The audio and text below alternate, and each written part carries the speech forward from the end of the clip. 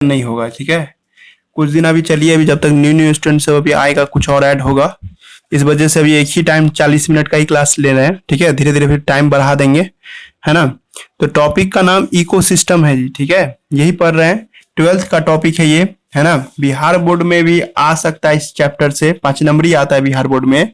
CBSE board का जो बच्चा सब है ना, उसका बोर्ड में ये इसको हटा दिया गया है, पर मेडिकल में नहीं हटेगा जी, ठीक है। मेडिकल में तो वही सिलेबस रहेगा जो आप पढ़े हुए हैं, ठीक है। मतलब ये एनसीईआरटी बुक का टॉपिक ही आना चाहिए।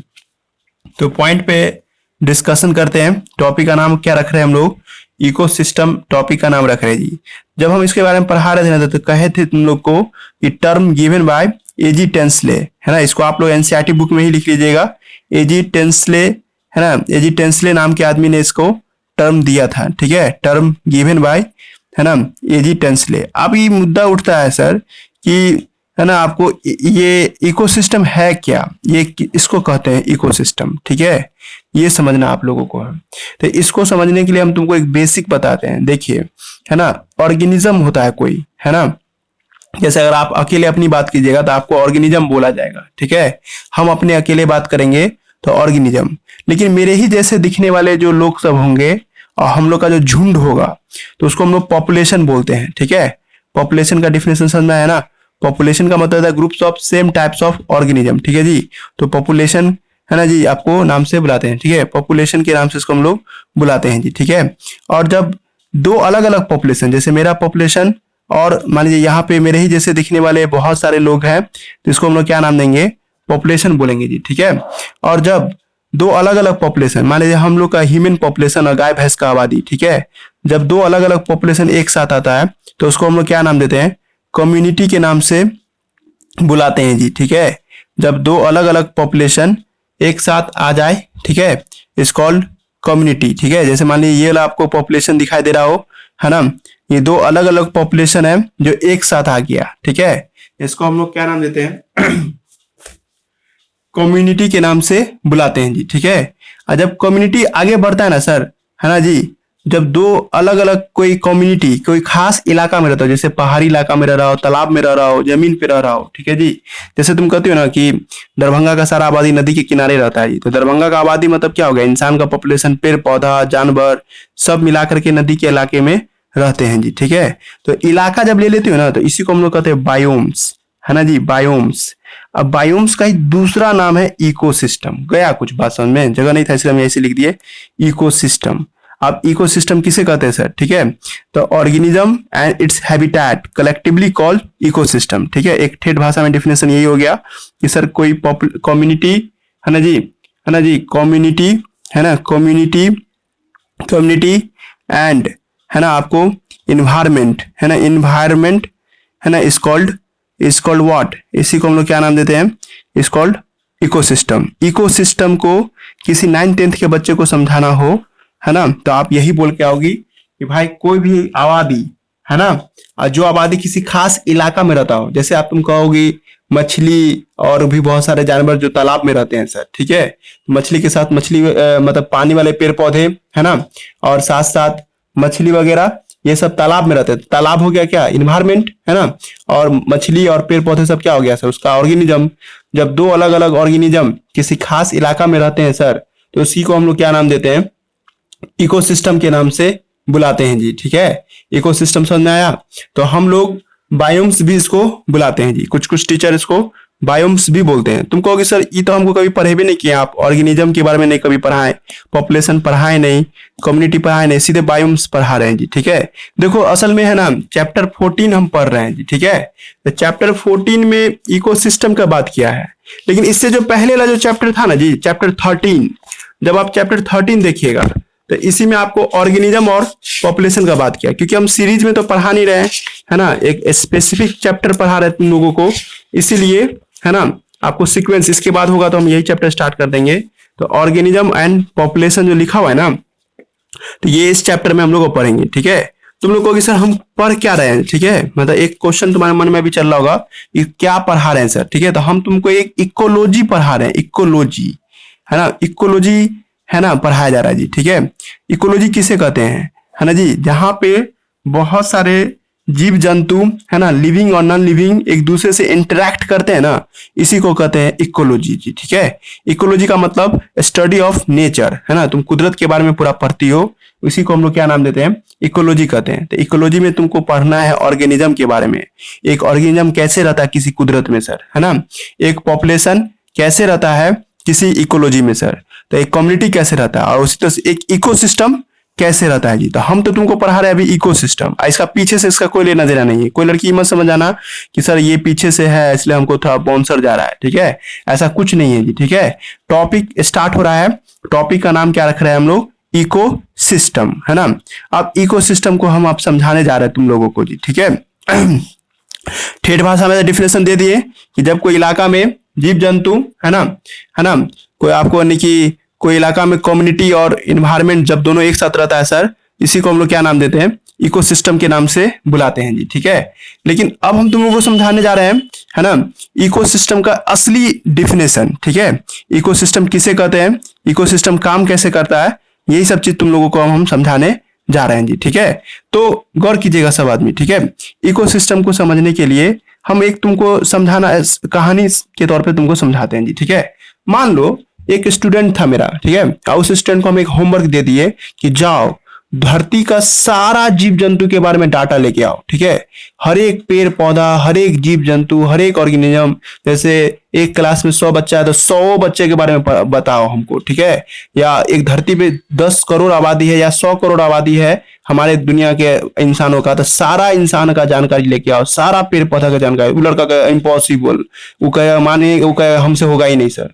तुम खुद इमेजिन करो, हम तुमको एक टास्क दे देंगे दरभंगा का हर एक आदमी के बारे में जानकारी इकट्ठा करो, हर एक पेड़ पौधा के बारे में जानकारी इकट्ठा करो, हर एक तालाब में रहने वाला जब जंतु सबका जानकारी इकट्ठा करो, तुम कैसे इसे होगा ही नहीं हमसे। ठीक है, इम्पॉसिबल टास्क है ना।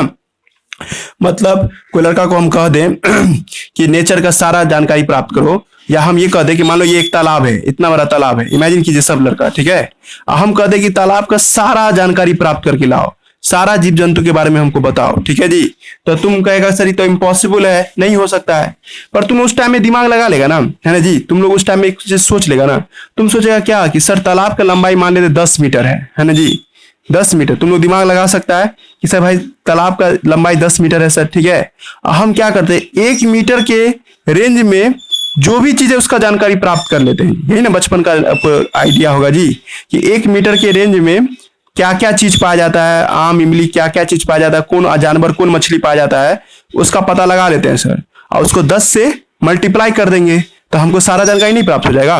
मतलब तालाब का तुम एक कोना के बारे में स्टडी कर लिए, और जब एक कोना का स्टडी कर लिए तो सर पूरे तालाब में भी तो वही होगा ना जी, खाली पॉपुलेशन बढ़ जाएगा ना। किलो वजन का मतलब यहाँ हम एक मछली मिला 1 मीटर में, तो 10 मीटर में कितना मिलेगा, 10 मछली मिलेगा, कुछ आइडिया तो आ जाएगा ना जी।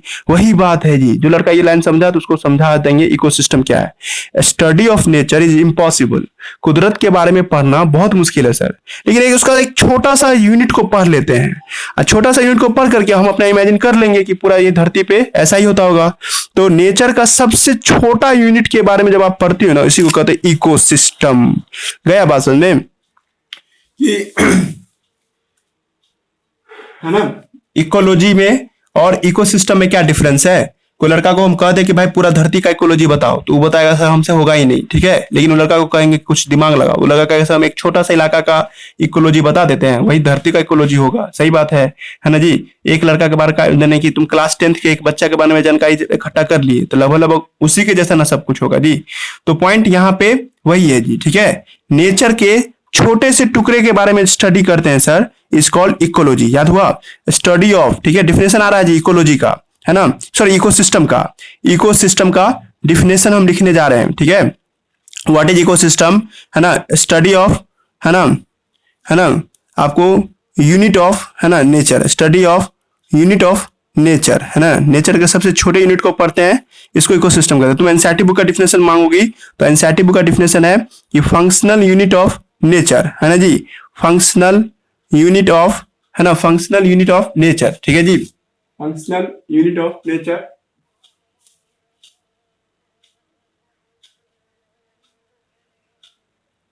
एक मिनट रुक जाइए, है ना, फंक्शनल यूनिट ऑफ नेचर, है ना जी, फंक्शनल यूनिट ऑफ नेचर, है ना, जहां पर वेयर, है ना, where living organism, living organism, organism, organism interact, है ना, इंटरैक्ट एमोंग, है ना, आपको, है ना, देम से अपने अपने भी इंटरैक्ट करता है। हम समझा देंगे आप लोग इसका डिफिनेशन। एज वेल एज, है ना, as well as it's physical environment. Physical environment आपको हवा, पानी, मिट्टी, पत्थर, इस सबको फिजिकल इन्वायरमेंट बोलते हैं जी। ठीक है, फिर से सुनो, है ना, इकोसिस्टम का डिफिनेशन बोलने जा रहे हैं कि सर नेचर के छोटे से यूनिट को हम लोग क्या कहते हैं, इकोसिस्टम कहते हैं। एक लाइन में जवाब हो गया, कहोगे सर थोड़ा अच्छा बताते तो फंक्शनल यूनिट ऑफ नेचर, जहां पे जिंदा जानवर अपने आसपास के जिंदा जानवर से इंटरेक्ट करता है और साथ ही साथ मरे हुए चीजों के साथ इंटरेक्ट करता है। जैसे अभी आप अपने रूम में बैठे होंगे तो आप तो अपने आप को लिविंग मानेंगे, आपके भाई बहन होंगे, आप उस सब के साथ इंटरेक्ट करती हो और आप पे किस चीज का असर पड़ता है, आपके घर में बल्ब जला होगा, पंखा जला होगा, ये सब नॉन लिविंग चीज है ना। नॉन लिविंग चीज को फिजिकल इन्वायरमेंट बोलते हैं। ठीक है, तो उस सब के साथ जो जुड़ के रहते हैं इसको आपको इकोसिस्टम। तुम अभी तक नहीं समझ में आ अरे भाई, तो आप तुम समझो, तालाब मान लो, तालाब, है ना, एक पॉन्ड ले लेते हैं। ठीक है, पॉन्ड में मछली, तो मछली तो जिंदा चीज है ना जी। अब पॉन्ड के अंदर में पेड़ पौधा, है ना जी, ये सब भी तो क्या होगा, जिंदा चीज होगा, है ना जी। तो मछली और पेड़ पौधा एक दूसरे से इंटरेक्ट कर रहा है, इस दोनों पे किसका असर पड़ रहा है, पानी का, है ना, वाटर का असर पड़ रहा है। तो कहोगे सर इतना बड़ा तालाब के बारे में नहीं पढ़ेंगे, तालाब का कॉर्नर के बारे में पढ़ लेते हैं। यूनिट का मतलब उसका कॉर्नर के बारे में पढ़ लेते हैं, उसमें भी मछली मिलेगा, उसमें भी पेड़ पौधा मिलेगा। इसका पढ़ लेंगे तो पूरा तालाब का नहीं जानकारी प्राप्त कर लेंगे। इसी को कहते हैं इकोसिस्टम। गया बात समझ में। इकोसिस्टम क्या है, इकोसिस्टम का मतलब नेचर का छोटा सा यूनिट जहां पे जिंदा चीज मरे हुए चीजों के साथ और अपने जिंदे चीजों के साथ इंटरेक्ट करते हैं जी। ठीक है, समझाना आना जरूरी है जी। ठीक है, इस समझ में आया तो तुम चैप्टर पे राज करोगे। ठीक है, इकोसिस्टम का मतलब नेचर के सबसे छोटे यूनिट के बारे में पढ़ते हैं। अब इकोसिस्टम दो तरह का होता है सर। ठीक है, किस आधार पे, हैबिटेट के आधार पे जी। ठीक है, इकोसिस्टम को जब देखते हैं ये दो तरह का आपको दिखाई देता है जी। किस आधार पे इकोसिस्टम दो तरह के होंगे, हैबिटेट के आधार पे। एक होगा सर आपको एक्वेटिक इकोसिस्टम, तालाब वाला इकोसिस्टम, है ना, जहां पे पानी वगैरह सब होता हो। ठीक है, एक होता है टेरिस्टेरियल, है ना, टेरिस्टेरियल इकोसिस्टम। ठीक है, टेरिस्टेरियल इकोसिस्टम। ठीक है जी, एक जमीनी इकोसिस्टम और एक तालाब का इकोसिस्टम। तालाब का इकोसिस्टम में क्या क्या आ सकता है जी, तो एक हो सकता है पॉन्ड, है ना, दूसरा हो सकता है लेक, है ना जी, तीसरा हो सकता है इस्चुरी, चौथा क्या हो सकता है समुंदर, समुद्र के लिए सी कहेंगे, है ना, रिवर, जो भी कहो, पानी वाला इलाका में जो भी जीव जंतु पाए जाते हैं तो उसको हम लोग क्या नाम देंगे, एक्वेटिक इकोसिस्टम। लड़का समझ रहा ना, इकोसिस्टम मतलब एक तरह का कुदरत के बारे में पढ़ रहे हैं सर, लेकिन कुदरत को पढ़ना नामुमकिन है, इसलिए उसका छोटा सा हिस्सा के बारे में पढ़ रहे हैं आप। उसी छोटा सा हिस्सा को क्या कहते हैं, इकोसिस्टम। ये छोटा सा हिस्सा पानी में भी मिल सकता है और ये छोटा सा हिस्सा जमीन पे भी मिल सकता है। तो जमीन के लिए टेरिस्टेरियल वर्ड इस्तेमाल किए, इसके लिए क्या क्या एग्जाम्पल होगा जी, फॉरेस्ट, है ना जी, डेजर्ट, है ना, माउंटेन, है ना, ये सब क्या जमीन का इलाका हुआ ना, तो इस सबको यह क्या कहेंगे हम लोग, टेरिस्टेरियल इकोसिस्टम के नाम से बुलाएंगे जी। ठीक है, आप लोगों को इस सब का हिंदी पता होगा, है ना जी, मतलब पॉन्ड किसे कहते हैं, लेक किसे कहते हैं, रिवर किसे, खाली आप लोग को ये नहीं पता होगा इस्चुरी किसे कहते हैं जी, और डेल्टा, ये भी बहुत नहीं पता होगा आप लोग को, है ना, डेल्टा और इस्चुरी ये हम तुम लोगों को बता देते हैं, डेल्टा किसे कहते हैं और इस्चुरी किसे कहते हैं जी। ठीक है,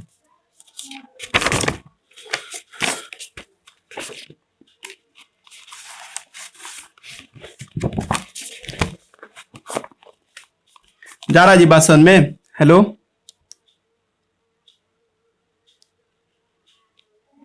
तो हम लोग अभी क्या देख रहे थे, हम लोग देख रहे थे क्या, इकोसिस्टम को दो भागों में बांटा गया। ये सब बिहार बोर्ड वाला बच्चा सब था, पंक्चुअल होकर समझिएगा। सीबीएसई बोर्ड में भी, बोर्ड में नहीं पूछेगा सीबीएसई बोर्ड वाले को, ये सब मेडिकल में आएगा जी। ठीक है, ये चैप्टर मेडिकल का फेवरेट है ना, 5 से 6 क्वेश्चन के लिए आप इसको पढ़ रही हो, है ना। इकोसिस्टम को अभी हम थोड़ी देर पहले भी बोले थे, अभी आप लोग को हैबिटेट के आधार पे दो भागों में बांटे थे सर। ठीक है, एक था एक्वेटिक, है ना, और एक क्या था आपको, है ना, आपको टेरिस्टेरियल। ये सब तुम लोग एग्जाम्पल खुद से बना लोगे, है ना, ये सब समझ आया। एक शब्द हम इसमें लिए थे इस्चुरी, ये तुम लोग को नहीं होगा, इसका डेफिनेशन तुम लोग को शायद ही पता हो। ठीक है, इस्चुरी। एक होता है डेल्टा, इसको भी था आपको हम समझाएंगे जी। ठीक है, डेल्टा, है ना जी, ये वर्ड आएगा डेल्टा, है ना। तो ये क्या होता है, ये सब भी एक पानी का इलाका ही है सर, जिसको हम लोग कहते हैं जी। ठीक है, एक लाइन में डिफिनेशन समझो। देखो, अगर हम 12th के बच्चे को समझाने बैठते हैं ना, तो इसको स्टडी और डेल्टा एक झटके में समझा देते हैं। हम उसको कहते हैं कि जहां पे नदी और समुद्र मिलता है ना जी, मान लो ये समुद्र है सी, और ये क्या है, एक रिवर है। हम सब जानते हैं नदी सब अंत में जाके समुद्र से मिल जाता है जी। ठीक है, तो जो नदी है ना समुद्र से जब मिलता है सर, तो उसका जो ये एक बीच का जंक्शन पॉइंट होता है जी, इसी जंक्शन पॉइंट को या तो आप स्ट्री बुलाइए या तो आप इसको डेल्टा के नाम से बुलाइए। गया जी डिफिनेशन। तो junction point between river and sea, या ऐसे भी हो सकता है when river meet at a point of sea, जब कोई नदी किसी समुद्र से जाके मिलता है ना सर, तो उस पॉइंट को हम लोग क्या नाम देते हैं, एस्चुरी या डेल्टा के नाम से लाते हैं। लेकिन गलती है, ठीक है, थोड़ा सा डिफिनेशन में गलती है ना। लेकिन अगर 12th के बच्चे को समझाना रहता तो यही बोलते हैं कि नदी या समुद्र जहां पे मिलता है वहां का जो पानी होता है ना, उसी को हम लोग एस्चुरी या डेल्टा के नाम से लाते हैं। कभी आप नेट से फोटोग्राफ देखिएगा तो समझ में आ जाएगा जी। ठीक है, आप लोग को ये आया बस में। लेकिन अब थोड़ा सा मेडिकल एनालिसिस को देखो, डिफिनेशन, एस्चुरी का डिफिनेशन और डेल्टा का डिफिनेशन। आप जैसे मेरा हाथ है ना जी, इसको थोड़ा सा आप स्लोप जैसा मानो, ऐसे है ना जी। हमारा भारत देश जो है ना जी, जब तुम उसको अच्छे से तुम नक्शा को देखोगे ना, भारत का नक्शा को, तो सर ये स्लोप बाई है ना जी, ऐसे है स्लोप बाई कुछ जा रहा है जी। फोटोग्राफ ऐसे 2D नहीं ना लग रहा है, 3D फोटोग्राफ है जी। मेरा हाथ को थोड़ा देख ले, माने कि ऐसे ढलान टाइप का है जी। हमारे भारत देश का नक्शा देखोगे ना, तो गुजरात, महाराष्ट्र है ना, ये बेंगलोर वगैरह सब, ये सब ऊंचाई पे है सर। ठीक है, और इधर जो था आंध्र प्रदेश, तमिलनाडु, ये सब नीचा है, ढलान पे है जी। ठीक है, बिहार ये भी ढलान पे है जी। ठीक है, निचला इलाका है। ठीक है, ये सब पहाड़ी इलाका है। जब महाराष्ट्र में जाइएगा आप, तो ये थोड़ा ऊंचा जगह है। ठीक है जी, और ये जो जगह जाते हैं नीचे जगह जाते हैं जी। ठीक है, अब तुम लोग दिमाग लगाओ कि कोई नदी है सर, वो नदी इधर से इधर की ओर चलेगी। ठीक है, इधर से इधर की ओर, है ना, तब जाके समुद्र में मिलेगा। इधर तुम लोग जानता है भारत देश में इधर अरब सागर है, इधर बे ऑफ बंगाल है, बंगाल की खाड़ी, इधर क्या है सर, ओशियन है, सी है, जिसका नाम हम लोग अरब सागर रखे हुए जी। ठीक है, तो पॉइंट ये है कि सर जब नदी, कोई ऐसी नदी इमेजिन कीजिए आप लोग कि सर वो इस तरफ जाके गिरती है। ठीक है, जब कोई नदी इधर गिरेगी, तुम लोग खुद देखो, बेचारी नदी तो खुद परेशान होकर आ रही है, उसको कितना लड़ झगड़ के, कितना धक्का मुक्का दे करके उसको आना पड़ रहा है जी, है ना, ढलान के ऊपर चढ़ रही है ना जी। और इस तरह से जब कोई नदी इधर गिरेगी, तो इस अपने साथ कोई कचरा लेके ना आ पाएगा। इमेजिन कर रहा है सब आदमी कि इधर से कोई नदी जाएगा, तो नदी तो खुद अपना प्रेशर की वजह से इतना ऊपर जा पा रही है सर। ठीक है, कोई मिट्टी वगैरह सर अगर ला लेना चाहेगी, नदी काट के मिट्टी सब लाएगी, तो मिट्टी तो इधर गिर नहीं पाएगी, तो भारी होने का मिट्टी तो इधर ही जमा रह जाएगा, दाएं बाएं ही जमा हो जाएगा, जमीन इसमें जाएगा नहीं। मतलब जब कोई समुद्र में नदी मिलती हो सर, और नदी अपने साथ कोई कचरा नहीं लाती हो, ऐसे घटना को हम लोग क्या कहते हैं, एस्चुरी बोलते हैं। गया जी बात समझ में? फोटोग्राफ से समझा पाएंगे। देखिए ऐसे कुछ स्लोप है ना, या भारत का नक्शा देखो, पहले हम लोग भारत देश का जब नक्शा बनाएंगे, है ना, इस तरह से कुछ होगा, है ना, इमेजिन करना होगा आप लोग को, है ना।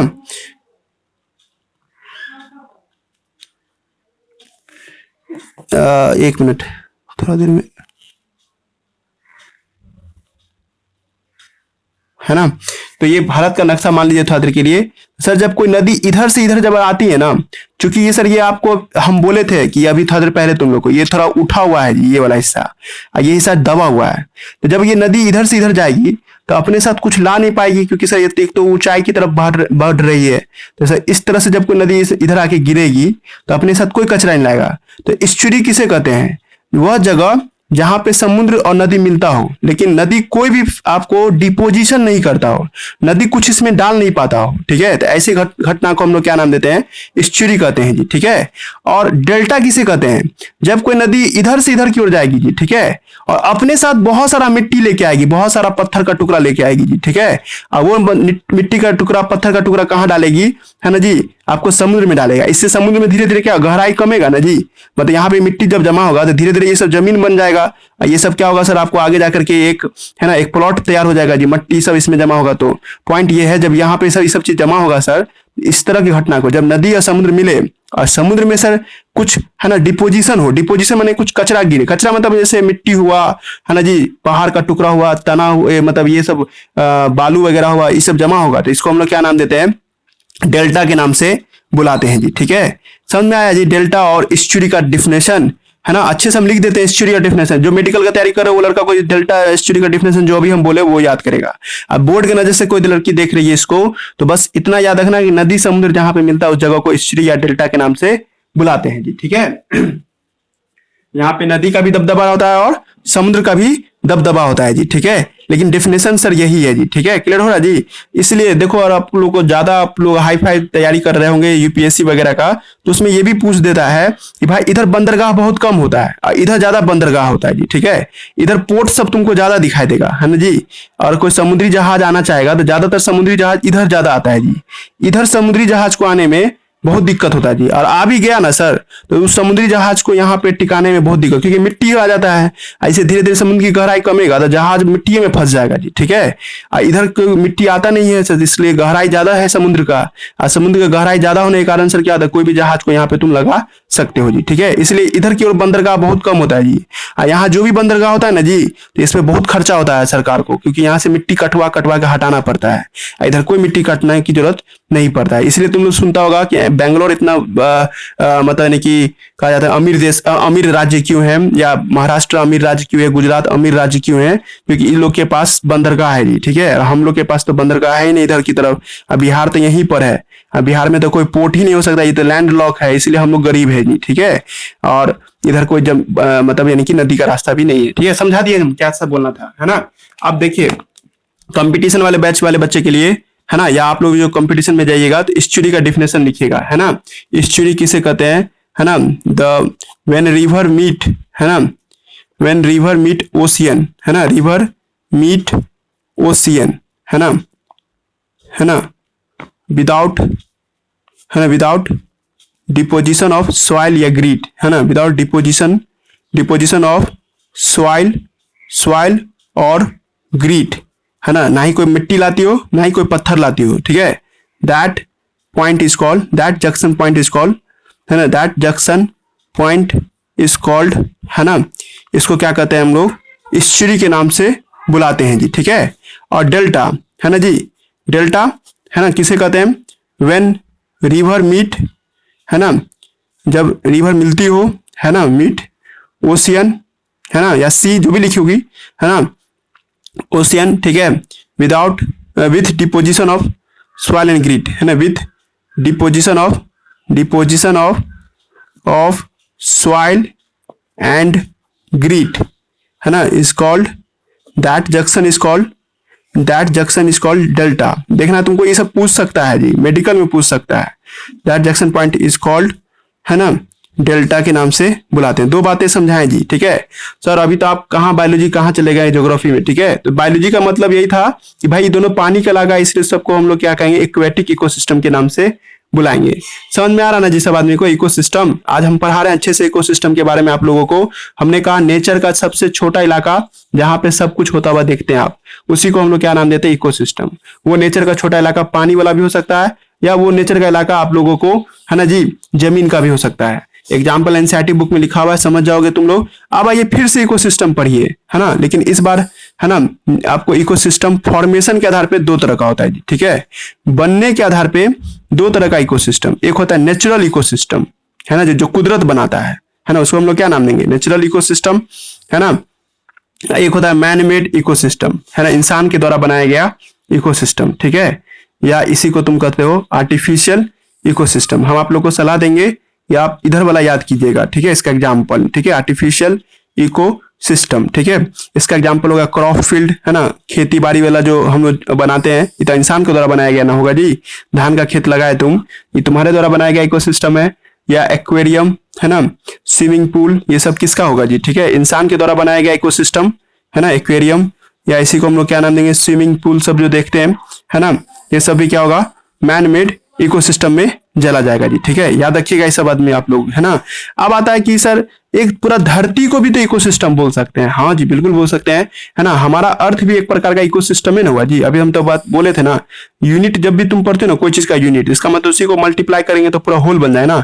हमारा अर्थ भी है ना, इज अ इकोसिस्टम। सही बात है, जो बात हम तालाब में देखेंगे वही बात तो हमारे अर्थ पे भी दिखाई देगा ना जी। Earth is also a ecosystem, ठीक है। हमारा धरती भी एक प्रकार का क्या है, इको सिस्टम है जी, ठीक है। तो हम अपने धरती के इकोसिस्टम को क्या नाम देंगे जी? हम लोग धरती के इकोसिस्टम को ग्लोबल इकोसिस्टम के नाम से बुलाएंगे जी, ठीक है, ग्लोबल इकोसिस्टम के नाम से बुलाएंगे जी, ठीक है। हमारे अर्थ का एक दूसरा नाम क्या हो जाएगा? ग्लोबल इकोसिस्टम, ठीक है। हो गया, टॉपिक समझा दिए। अब तुम लोग के मन में चलेगा क्या कि मान लेते हैं सर कि इकोसिस्टम कोई है ना, कोई भी, है ना, जैसे तुम लोग कह सकते हो एक तालाब है सर जो हम बनाए हैं, ठीक है। तो कोई इकोसिस्टम चल सके या इकोसिस्टम तुमको लगेगा जिंदा है, इसके कैसे समझोगे कि कोई इकोसिस्टम जिंदा है? कुछ समझ में आ रहा क्या बोल रहे हैं? तुम्हारे मन में एक सवाल उठेगा कि हम कैसे जान ले सर कि फलाना इकोसिस्टम जिंदा है कि मर गया, या काम कर रहा है कि नहीं कर रहा है ना जी। जैसे एक तालाब के बारे में तुमको हम पूछ दें कि बाबू ये इकोसिस्टम जिंदा है या मरा हुआ है, कैसे साबित करोगे, ठीक है। तो तुम उसको बताओगे कि जो कोई भी इकोसिस्टम हो सर, उस इकोसिस्टम में एनर्जी आते रहना चाहिए, ठीक है, तभी उसको हम जिंदा मानेंगे। जैसे कोई जंगल है तो उसमें सनलाइट आएगा, सनलाइट से ना एनर्जी आता है जी। हम लोग के धरती पे एनर्जी का सोर्स सिर्फ और सिर्फ क्या है? सनलाइट है जी। तो कोई भी इकोसिस्टम में एनर्जी का आते रहना चाहिए सर। मान लीजिए कि सर इस पूरे इलाका में बर्फ गिर रहा है, आपको साल भर 2 साल तक मतलब सनलाइट नहीं मिलेगा, तो इलाका का इकोसिस्टम गड़बड़ाना शुरू हो जाएगा ना जी। और उस जो एनर्जी आ रहा है सर, उस एनर्जी को है ना सर ट्रांसफर भी होते रहना, ये नहीं कि यहीं पे आके रह, जैसे यहाँ पहाड़ वहाड़ है इसी पे एनर्जी आके रह जाएगा, तो इसे ना चलेगा जी। पेड़ पौधा को ना मिलना चाहिए, है ना, कोई पेड़ पौधा जो है उसको एनर्जी मिलना चाहिए, और वहां से फिर किस एनिमल जब खाएगा तो एनिमल के बॉडी में एनर्जी मिलना चाहिए। जा रहा है जी, थोड़ा फोटोग्राफ बड़ा कर दे, क्या समझा है ना? जिसको दिक्कत हो तो एक बार कॉल करके बोलिए, मतलब यानी कि एक बार बताइएगा जरूर कि नहीं समझ में आ रहा है तो, है ना। हमने ये कहा कि आपसे मेडिकल में क्वेश्चन कैसे पूछेगा वो भी हम बता देंगे आप लोगों को। पहले ये समझो कि लड़के मन के सवाल है लड़का का कि सर इकोसिस्टम है ना जिंदा है मरा है कैसे साबित होगा? तो उसमें हम कहेंगे बाबू की एनर्जी आते रहना चाहिए, एनर्जी का यूटिलाइजेशन भी होते रहना चाहिए, ठीक है जी। एनर्जी का इस्तेमाल भी होता है, माने कि जैसे तुम्हारे घर में बिजली आ रहा है तो बिजली आएगा तो तुम जिंदा हो जाओगे, ऐसा थोड़े है। बिजली का इस्तेमाल भी तो करना है ना जी। तो एनर्जी का यूटिलाइजेशन भी होते रहना चाहिए जी, ठीक है। और साथ ही साथ है ना जी, जब कोई इस इकोसिस्टम में कोई मर जाए, जैसे तुम्हारे रूम में बहुत कचरा बनता हो, जैसे तुम्हारे घर में है ना कुछ खाए पिए उसका छिलका फेंका हुआ है ना, डस्ट वगैरह सब, तो उसको तुम साफ करते रहते हो ना जी, मतलब उसमें का कचरा सब भी हटते रह जाए। माने कि अब तुम लोग को एग्जाम्पल से समझाए तभी समझ में आया। तो मान लो एक तालाब है ना जी, तो तालाब में एनर्जी आने चाहिए। तो एनर्जी का हम सब जानते हैं धरती पे एक ही सोर्स है जो एनर्जी देता है, वो है सनलाइट। सनलाइट जो एनर्जी देगा सर, तो क्या मछली को दे देगा? नहीं ना, पेड़ पौधा को देगा। हम सब जानते हैं पेड़ पौधा ही एनर्जी को पकड़ सकता है, सूरज की गर्मी को। तो पेड़ पौधा में क्या बनेगा? ग्लूकोज वगैरह। इस ग्लूकोज को कौन खाएगा जी? मछली वगैरह, है ना जी। मछली खाएगा तो सर उसके अंदर में ताकत आएगा, उस मछली को कोई और मछली खाएगा तो उसके अंदर में ताकत आएगा। ऐसा चला जाए, इस घटना को क्या कहेंगे? एनर्जी यूटिलाइजेशन, है ना, या एनर्जी का ट्रांसफर, है ना, एनर्जी ट्रांसफर। एक ना एक दिन तक सर मछली तो मरेगा ही अपने आप, एक ना एक दिन पेड़ पौधा मरेगा ही सर। तो पेड़ पौधा जब मरेगा या मछली जब मर जाएगा सर, तो उसको कोई खा पी के खत्म करने वाला भी ना चाहिए, डिकम्पोजर। डिकम्पोजर क्या करता है जी, ठीक है, मछली सब जो मर जाएगा या कोई पेड़ पौधा सब मर जाएगा, उस सबको क्या करेगा? निगल करके खत्म करके मिट्टी मिला देगा, ताकि फिर से नया पेड़ पौधा लग सके। तो यही है इकोसिस्टम का फंडा। इकोसिस्टम को चलाना चाहते हो आप, तो इकोसिस्टम में बहुत चीज होने भी चाहिए सर, ठीक है। जिसको नहीं समझ में आया एक ट्राई और करना अपना लोग, है ना। आप इकोसिस्टम का डिफिनेशन लिखने जा रहे हैं जी, ठीक है। पिछला पेज पे भी डिफिनेशन लिखे हैं, एक नया डिफिनेशन भी लिखने जा रहे हैं जी, ठीक है। इकोसिस्टम किसे कहते हैं? Structural and functional unit of nature. Structural and functional unit of nature, है ना, कुदरत का सबसे छोटा इकाई जिसकी मदद से तुम पूरा इकोसिस्टम बना सकते हो, और जो वो काम करता है वही हमारा नेचर भी काम कर रही है। इसका हिंदी मतलब समझता है ना सब आदमी? स्ट्रक्चर का मतलब क्या? जैसे तुम लोग कभी पढ़ा था ना, cell is a structural unit of, है ना, आपको नहीं कि लाइफ, तो जिंदा रहने के लिए सेल का होना जरूरी है। उसी तरह से नेचर को बनाए रखने के लिए इकोसिस्टम का होना जरूरी है सर। तो इकोसिस्टम से ही नेचर बनता है ना, और इकोसिस्टम के चलने से ही नेचर चलता है। ये इसका हिंदी मतलब हुआ, है ना। अगर अभी भी नहीं समझ में आया तो देखो, तो इकोसिस्टम में स्ट्रक्चर का क्या मतलब हुआ? अरे भाई, जिससे इकोसिस्टम बनता हो, है ना जी। तो कोई भी इकोसिस्टम को तुम बनाना चाहते हो ना जी, उसमें 3 आदमी का होना जरूरी है। कोई भी इकोसिस्टम तभी बना हुआ माना जाएगा जब उस इकोसिस्टम में प्रोड्यूसर हो, है ना जी, प्रोड्यूसर। उसी इकोसिस्टम में क्या हो? कंज्यूमर हो, कंज्यूमर, है ना। और उसी इकोसिस्टम में क्या हो? डिकम्पोजर, है ना जी। ध्यान दीजिएगा जो बोले हैं, है ना, डिकम्पोजर होना चाहिए। अगर तुम चाहते हो जैसे तुम्हारा घर बनेगा ना जी, तो घर बनाने के लिए तुम्हारे पास क्या चाहिए, ईटा पत्थर सीमेंट बालू ये सब चाहिए ना। उसी तरह से नेचर को बनाने के लिए, तो नेचर में सर खाना बनाने वाला चाहिए, खाना खाने वाला चाहिए। अगर ये दोनों मर जाएगा तो इसको खत्म करने वाला भी चाहिए जी, सफाई करने वाला भी चाहिए। तो इसी को कहते हैं स्ट्रक्चर। बात गया जी बात समझ में। इकोसिस्टम में प्रोड्यूसर होना चाहिए, कंज्यूमर होना चाहिए और डिकम्पोजर होना चाहिए सर जी, ठीक है। अब तुम सब जानता है प्रोड्यूसर किसे कहते हैं, जो खाना बनाएगा उसको हम लोग क्या नाम देंगे, प्रोड्यूसर। ये तो बचपन वाला बात है, 10th में तुम लोग पढ़ा होगा। प्रोड्यूसर का मतलब प्लांट होगा, है ना, और साइनोबैक्टीरिया होगा, है ना जी। और कंज्यूमर में कौन आएगा, एनिमल, सारे के सारे एनिमल, ऑल एनिमल, जो भी एनिमल है सब के सब किस में आ जाएंगे, कंज्यूमर में। और डिकम्पोजर में कौन आएगा सर, है ना जी।